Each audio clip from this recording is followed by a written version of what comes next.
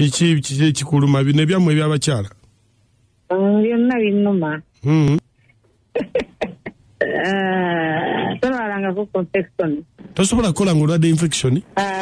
Neera mpulira buli infection ekwata kuki ebirwadde buli muntu abimanyi oba obitegeera.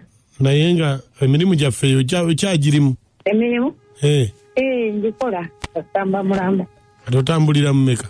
Wadde ogamba otya? Mbadde njagala kulaba. Oliwa? Oliwa? Ndi eno gundi side zeno ku Ntebe Road. Nange weeyogeza gundi gyoke. Kati ennaku zino oli mu meka? Esinziira kifo kiwontutte. Omusajja akitegedde nti omukyala asamba gwa nsimbi. Naye baaba abakyala bw'oba okimanyi osamba gwa nsimbi lwaki ofumbirwa weepangisize ekintu kiggwe. Ono timba toolaadire naye abakyala twekolerere tuve mu oyo katemba. Hello. Sebo. Yebaleko Sebo. Halo. Mbadde nsaba kunnyambako mukama wange. Njala kumbuuliza mukazi wange ono ambuzaabuza. Ambuzaabuza nnyo mu butuufu kubaako era oluusi abeerawo waka n'agendawo kiro oluusi n'agenda emisana tambuulira mulimu gwakola oluusi bamukubira esimu oba basajja. Njala kumanya mulimu ki omukazi oyo gwakola naye mukama we amukubidde kwegamba mbuzaabuziddwa. Agamba nti mukama we boosi we yakuba, boosi we takkiriza oba njogere naye oba nkole kintu kyonna. Njawo n'omuntu gwe ntya. Kakati gwe atera mukubira emisana n'ekiro? Ate naye oluusi agenda misana olweggulo kawungeeze ekiro watambula n'agenda nti agenze ku mirimu. Mubuuza emirimu tali straight forward. Njala naye kumanya mulimu kyogwo gwakola. Musajja ng'olabye. Nsobeddwa oluusi afuluma essaawa 8 ku 10 9 gwa kiro naye kati nange ntyamu omukazi ofuluma ezo ssaawa tabanga ali ku baana ababba booda. Obanga gurupu kyekimu. Ababibi ba booda bw'atunula alabika okubba booda. Ate omuntu atayogera ssaawa ezo zonnyini omukazi abalagawa. Kale. Kumanya kumumbuuliza mmanye ekituufu. Kale beerako ku simu tovaako. Kale Steve.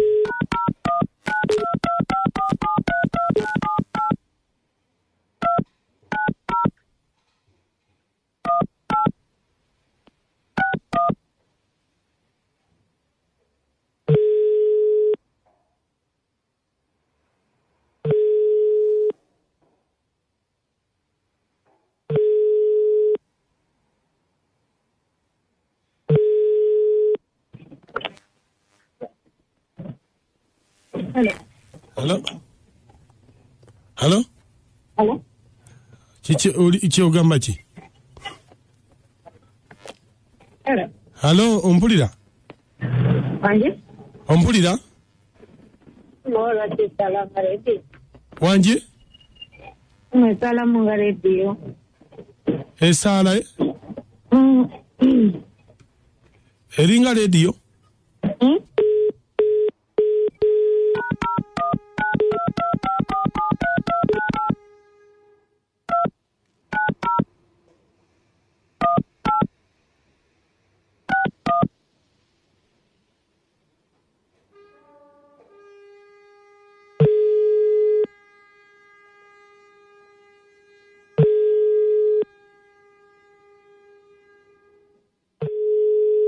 Wanje?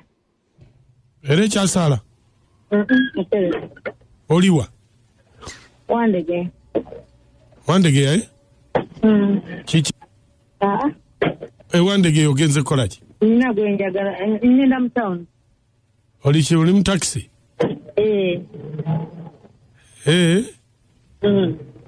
Bigenda bitya? Mpola. Mbadde njagala kulaba. Wadde ogamba otya? Mbadde njagala kulaba. Oliwa? Oliwa?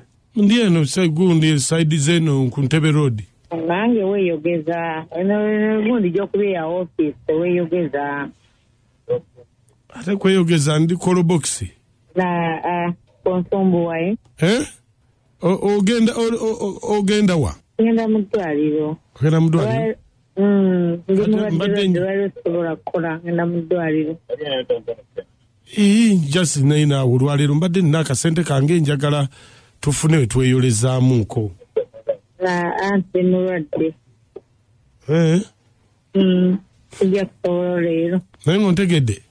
Sitegedde. Anti kakati tukoze tutya simu gwe wagimpa mbadde njagala ssaawa nga 6 awo tusinkaneko nkulagirire wendi tugende tweyozeemuuko. Sijja kusoboka mukwano ndi mulwadde. Olimba singa tobadde mulwadde gwe walize? Tomanya nandize naye ndi mulwadde leero. Nandikutegedde nandize naye lwakuba sikutegedde. Ekitegeeza toli mulwadde? Ndi mulwadde. Kiki ekikuluma bino ebyammwe ebyabakyala? Byonna binnuma. Senyiga, kifuba, musujja byonna. Nafunye infection. Wafunye ki? Infection ki? Era nti sibitegedde. Birwadde byaffe byabakyala. Birwadde byabakyala? Bikwata ati kati nange sibitegedde nyinza okuyambako nenkuwaayo kasente. Nti nabadde nagitandise dda. Tolwalangako infection. Tosobola kukola ng'olwadde infection?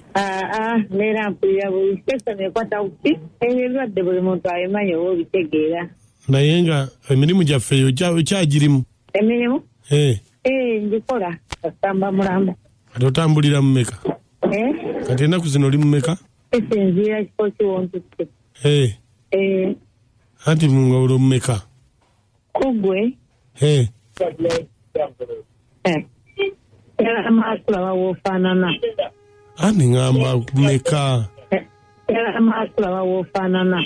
Kumeka? Esente? Ng'etaano. Etaano? Akati ozigira bakusinzira omuntu bw'ofaanana? Kankulinda ove mu ddwaliro wejjanjaba ebirwadde. Anti era simala galonderera. Kankulinda ove mu ddwaliro omale okwejjanjaba ebirwadde byo. Munnange tobinsiigira awo. Gamalo bijjanjaba. Kale.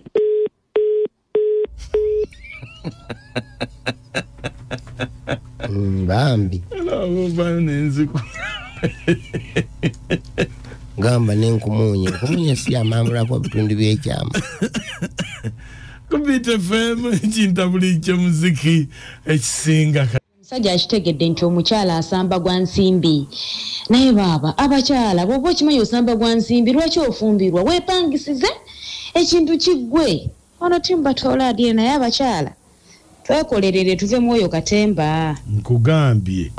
Mukunja amoti ne nakachwa mwebale kuweereza naye bananga abakazi tetukyaswala kati tuswaza buswaza kubanga mukazi londako kimu oba okola obwayaaya eno oli mu bufumbo ate no bannanga abakazi nedda twebereremu bamikwano. Mami wange Robina Manja mu Lukumbi nkwagala nnyo ne daddy wange assistant Julie Kavule Mpiji. I love you so much. Mama Innocent ene Mpiji. Webale nnyo Mama Innocent. Amanya nze Haji Kasule Rashid ngambera kabuwa. Naye bannange abasajja tuli ku tabbo. Waka akatuzera n'omukyala nguyu n'abeera nga ye amala kulaba oba saizi kijaba apimira sente njagala kumala kulaba oli naye bambi abasajja tumalenga kwekenneenya bakyala haja tuwuno nze Haji Kasule. Amanya ezinabonyiwa nekabo naye tulabye nnyo abaana okulusanya emibiri gyabwe kati n'opima sayizi dabe sayizi bweti bannage kibi nnyo abaana abawala twalizeemu mu nkola z'edda omuntu neyeekolera okusinga okuddira omubiri gwe ogukulusanya bayita olwale buli galwadde buli omu ajja neye webale obulamu kunje oli musajja muzibu nnyo naye kasita omwami akitegedde omukyala si mubbi wa boda munnange ali mu mbeera yakweyiiya mwafunira akasente oyo talina mufumbi nze Mama Jackie wano ekiteredde endobesa eno kanjuweerezeeko mulamu wange Segere Muhammad Kalimu Nsimbi chairman w'Ennamagera.